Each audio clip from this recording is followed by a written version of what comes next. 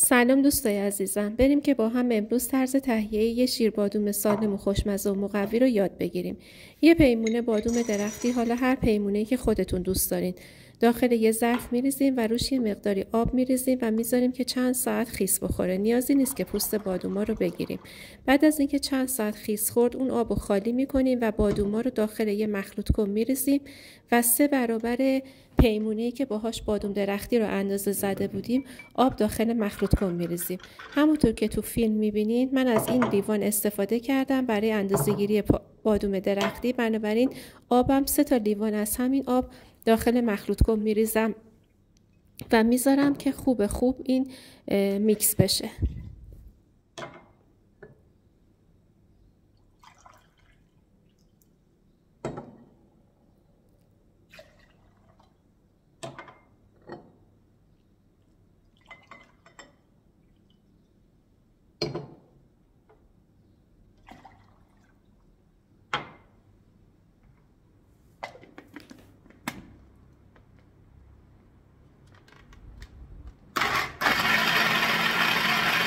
چند دقیقه مخلوط رو روشن میکنیم تا خوب میکس بشه. بعد یه ظرف رو در نظر میگیریم و زیرش یه پارچه نخی قرار میدیم و روش یه صافی فلزی میذاریم و محتویات مخلوط کن رو داخل صافی خالی میکنیم که پوست بادوم روی صافی فلزی قرار بگیره و شیره بادوم کاملا ته‌نشین بشه که یه شیر بادوم زلال و شفاف ما داشته باشیم. کامل اینو خالی میکنیم و اجازه میدیم که کاملا ته‌نشین بشه.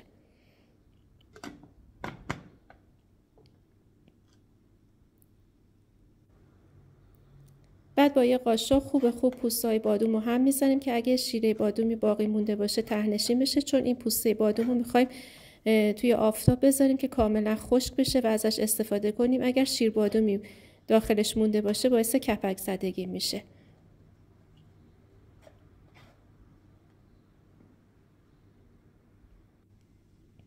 شیر بادوم ما آماده است.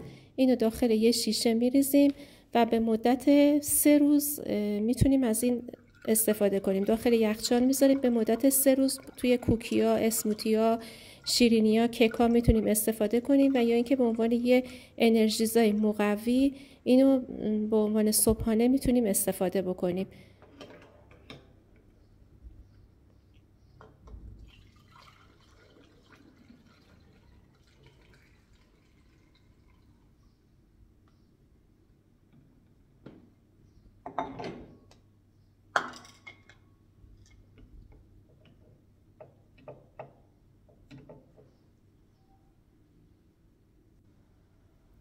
پوستای بادوممون رو داخل یه صافی فلزی بزرگتر میریزیم و اینو به مدت 48 ساعت زیر آفتاب میذاریم تا کاملا خشک بشه.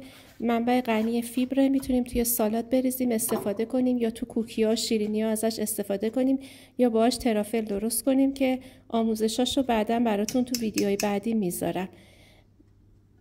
اگر از این آموزش من خوشتون اومد خوشحال میشم که ویدیوی منو لایک کنین، سابسکرایب کنین، برای دوستاتون بفرستین و کانال و پیج منو به دوستاتون معرفی کنین. خیلی ممنون که تو این ویدیو با من همراه بودین. متشکرم دوستای عزیزم.